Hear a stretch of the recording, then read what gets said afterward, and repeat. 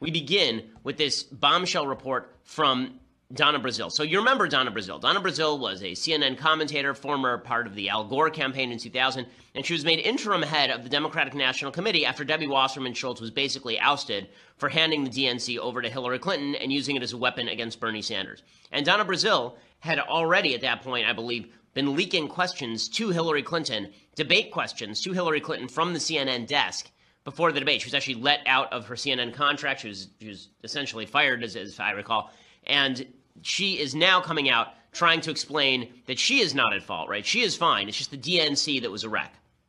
And what she has to say about the Democratic National Committee really does demonstrate that the sort of division that I was talking about, I've been talking about for a year now on this show, the tripartite division inside the DNC, the division between Hillary followers, Obama followers, and Bernie followers is very real, and that Bernie is actually winning this battle. So here are some of the revelations from Donna Brazile's piece at Politico. This is from her new book that is coming out shortly. First of all, Brazile is obviously trying to shield herself. She's obviously doing the "I'm shocked to find there's gambling going on here" routine. She portrays herself as Hercule Poirot, as Encyclopedia Brown, entering the situation and trying to determine where the malfeasance has been at the DNC, like she didn't know. Right? She talks in this article about it's a week before the election, and she's been sussing out how Bernie Sanders got screwed, and she is just so devastated by it. She says, I love this, she says, "Before I called Bernie Sanders, I lit a candle in my living room and put on some gospel music. I wanted to censor myself for what I knew would be an emotional phone call." I mean, really, if you're going to write a movie about yourself, try not to make it so cliche, Donna. I mean, really, you put on candles, you lit candles and put on gospel music? Really? Come on, I guess if she'd been the villain, she would have put on Beethoven, right? That's the way that all the bad movies work. In any case, this is the same lady who, as I say, leaked debate questions to Hillary, now claiming that she was trying to just bring honesty to the Democratic National Committee. Debbie Wasserman Schultz, her predecessor, was a disaster who turned the entire party over to Hillary, according to Brazile. She says, "My predecessor, Florida Representative Debbie Wasserman Schultz, had not been the most active chair in fundraising at a time when Barack Obama's neglect had left the party in significant debt. As Hillary's campaign gained momentum, she resolved the party's debt and put it on a starvation diet. It had become dependent on her campaign for survival, for which she expected to wield controls of its operations." So according to Brazile, basically what happened is that the Democratic Party had run up on hard times. Obama had cleaned the place out.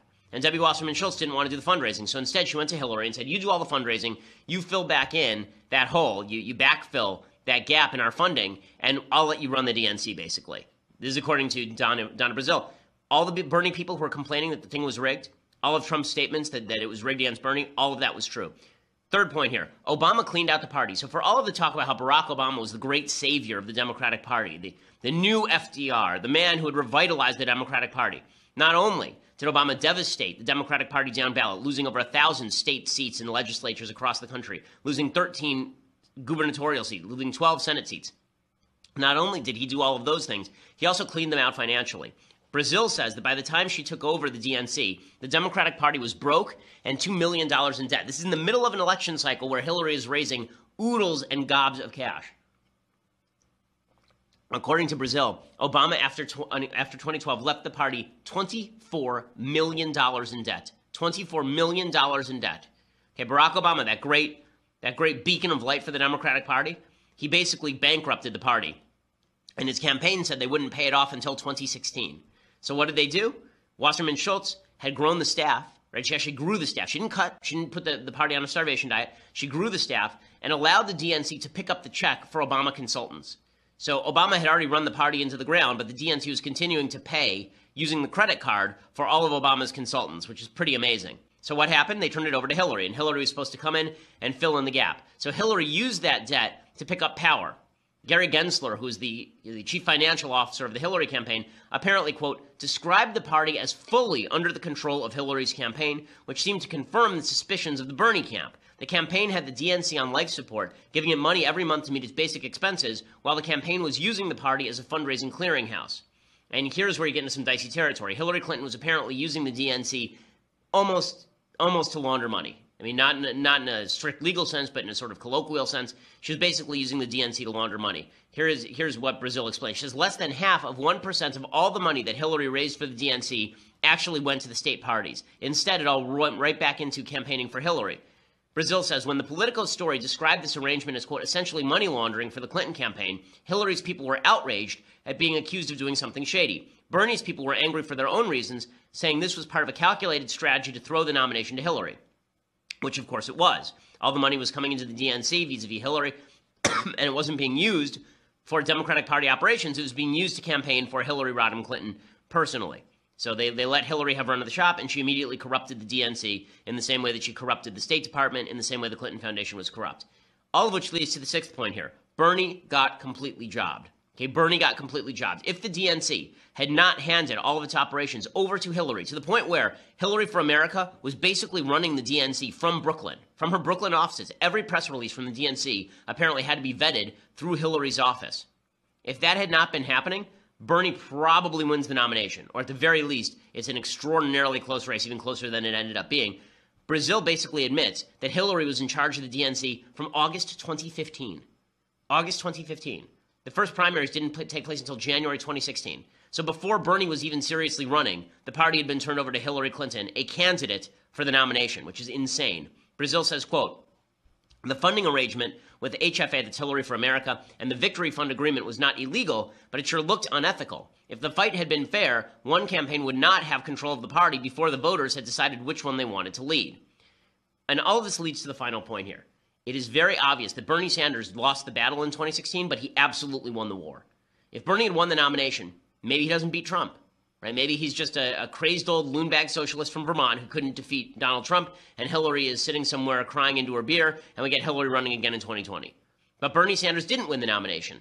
And now the widespread perception, apparently correct, is that Bernie Sanders was cheated out of the nomination by the Democratic Party establishment. And so Bernie can now run as the anti-establishment outsider again in 2020 and as the loyal soldier, because according to Brazil, she went to Bernie with all of this 1 week prior to the election. Bernie didn't say, I want to blow this up or I'm going to go public with this. Instead, Bernie swallowed hard and he said, I'm going to campaign for Hillary against Trump.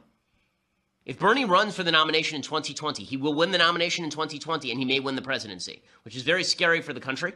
Very frightening for the country. Okay, but Bernie Sanders is now where the power lies in the Democratic Party, and Brazil is making that clear. Donna Brazil is a political animal. Donna Brazil is a political survivor, and what she's doing here is she's basically tossing Hillary Clinton to the wolves so that she can get in good with the Bernie Sanders folks, who she feels are the next wave in the Democratic Party. And you can see this, right? All of the major Democratic players in 2020 are already endorsing Medicare for all. They're already moving along Bernie Sanders' lines, trying to outflank Bernie Sanders. Good luck with that. Their only hope is that Bernie stays out of the primaries in 2020 and then endorses someone. That is their only hope. If Bernie runs in 2020, he will win the Democratic nomination. He will defeat Joe Biden. He will defeat Kamala Harris for sure. Bernie Sanders will have the power of revenge behind him. Plus, Bernie Sanders has a better feel for what voters want to hear in some of the swing states that Hillary lost than Hillary Clinton did. There's a significant possibility that Bernie Sanders is president in 2020 because of Hillary Clinton. Okay, if that's not scary to you, then you haven't been following Bernie Sanders' career in any significant way. So that's the news out of Democratic land, where they've torn each other apart. Bernie Sanders owns the party because Hillary Clinton corrupted the party and Barack Obama bankrupted the party. News that came out today, George Papadopoulos. He admitted, okay, he lied to the FBI. I think he's 29 years old. Now, I knew everybody in the Trump campaign. I never heard about Papadopoulos until today. And I think I knew everybody. Now, the White House says he was a volunteer, and it seems that Papadopoulos, on his own, was trying to create an anti-Clinton Russian dossier, like the Fusion GPS, Hillary DNC, President Obama-funded dossier, and he wasn't successful. So now that we have no Trump collusion, here's what we do have tonight. I think the real issue is Papadopoulos. I just like saying the name Papadopoulos. But Papadopoulos, what he did, Hillary did 10 times worse. Oh my. Hillary was the one that paid millions of dollars to dig up Russian dirt, to collude, and to influence an election and possibly an investigation.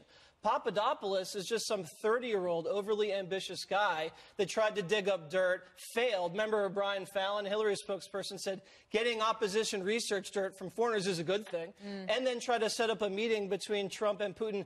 That got killed by the Trump campaign. So maybe he's cooperating now. There are some emails going back and forth. The White House provided the investigators with those emails, but now I'm hearing something like he may have been wearing a wire, which I think scares everybody in the swamp. Well, listen, if nothing else, Bill, they are consistent in their messaging. They're saying repeatedly, and I've talked to quite a few this morning, listen, nothing that happened yesterday has changed the narrative that there was no collusion between the Trump campaign and Russia, although it is important to point out the president has been talking about it. Not on camera, by the way. He's been on Twitter. Let me share for the folks at home just a little bit what the commander-in-chief is saying about it once again. The fake news is working overtime. As Paul Manafort's lawyer said, there was no collusion, and events mentioned took place long before he came to the campaign. He goes on to add, few people knew the young, low-level volunteer named George, who has already proven to be a liar. Check the Dems. He adds this, I hope people will start to focus on our massive tax cuts for business, jobs, and the middle class, in addition to Democrat corruption. Now, the low-level volunteer, Bill, that he's referring to is George Papadopoulos, who's been cooperating with the feds since his arrest over the summer. He pleaded guilty yesterday to lying to federal authorities. Meanwhile, former campaign chair Paul Manafort charged with a number of financial crimes for failing to register as a foreign agent as well after lobbying for a group in Ukraine. But White House officials, again, quick to point out much of what he's accused of happened years ago and had nothing to do with the 2016 campaign. As for suggestions by the Washington Post, the White House is in panic mode. Attorney Ty Cobb telling Fox, this is farcical. The president is focused on preparations for serious diplomatic activities facing him over the next 2 weeks in Asia. Certainly that is something they would love to be talking about instead of what is happening out of the special counsel. It's a big trip with a lot on the line, too, internationally. Yeah. One report yesterday said the White House was in some sort of panic mode. What are you hearing about that, and what are officials saying about that report? Yeah, let me put it to you this way. Categorically false. That's what White House officials are saying. In fact, they point out to this fact. Ty Cobb wasn't even in D.C. yesterday morning. He was in South Carolina. Attorney John Dowd wasn't at the White House yesterday. Now, they do acknowledge the president was briefed, Bill, over the phone, but that's it. As for the idea that the president might decide now to fire Robert Mueller, Jay said this.